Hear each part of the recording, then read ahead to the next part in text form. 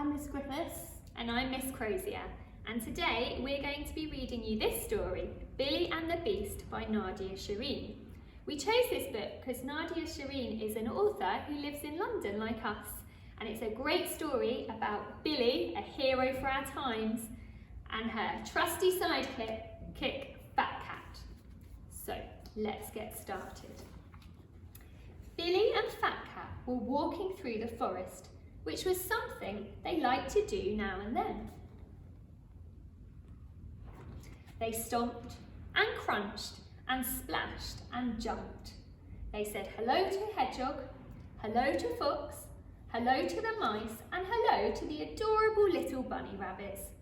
It was a perfectly lovely day. But suddenly there was a terrible rumble. Dun, dun, dun. It was Fat Cat's tummy. Uh-oh, said Billy, who knew he'd need a snack as soon as possible. So she rummaged around in her hair. Billy kept all sorts of stuff in her hair. It was very useful for stashing things, like donuts. Here you go, Fat Cat, she said. Then Billy and Fat Cat walked through the forest. They said goodbye to Hedgehog. Oh, hang on, where was Hedgehog? Where was Fox? Where were the mice? And where were the adorable little bunny rabbits?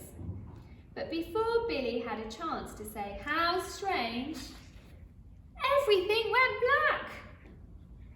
Hey, Shouted Billy. whoever you are, you better let us get out of here right now.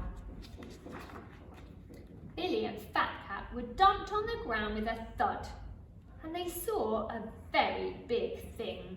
Who are you? Asked Billy. I am the terrible beast, said the terrible beast. Billy was not impressed. Why have you taken us? She asked. Because I am making a big pot of terrible soup, said the terrible beast, and I need all sorts of unusual ingredients. And here's his recipe for a terrible soup. He needs 1 chopped onion, 1 grated hedgehog, 1 teaspoon of spicy mice, 1 bushy foxtail, 3 adorable little bunny rabbits, and there's more on the next page, but we don't know yet. And sure enough, they saw a hedgehog on a cake stand, Fox in a box, the mice in spicy mice jars, and the adorable little bunny rabbits in a boil in a bag. None of them looked especially happy to be there. Right, what's for the pot? Hooted the beast. Ooh, yum, grated hedgehog.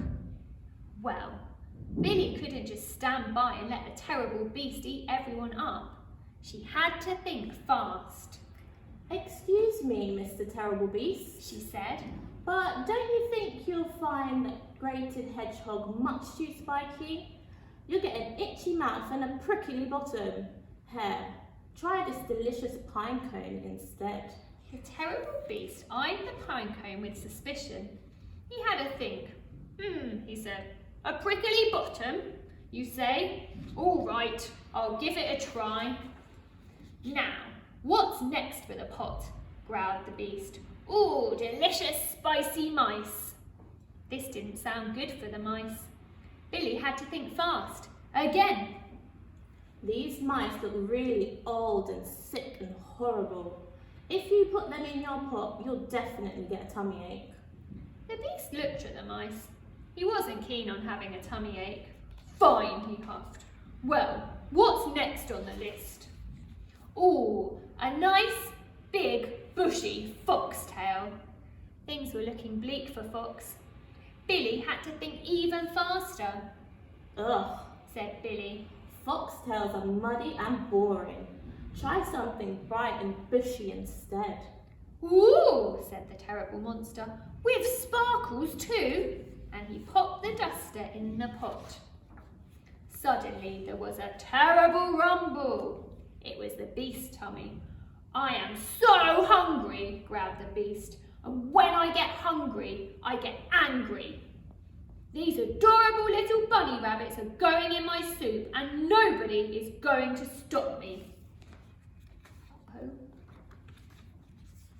Billy knew she had to stop him.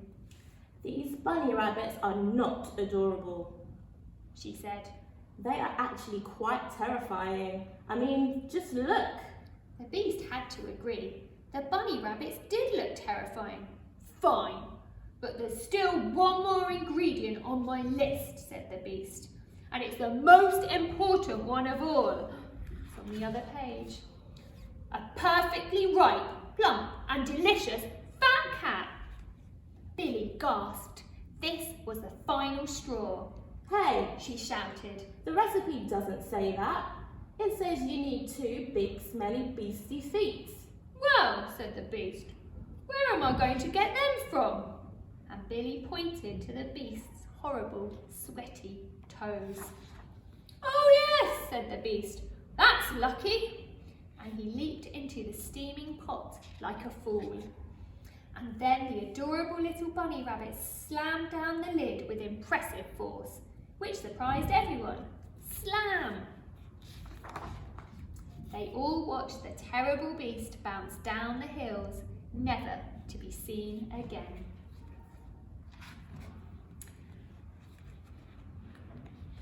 Then suddenly there was a terrible rumble. But it was only Fat Cat's tummy again. There aren't any more snacks in my hair, Fat Cat. Billy said. Let's all go home and have some chips. So they stomped and crunched and splashed and jumped all the way home.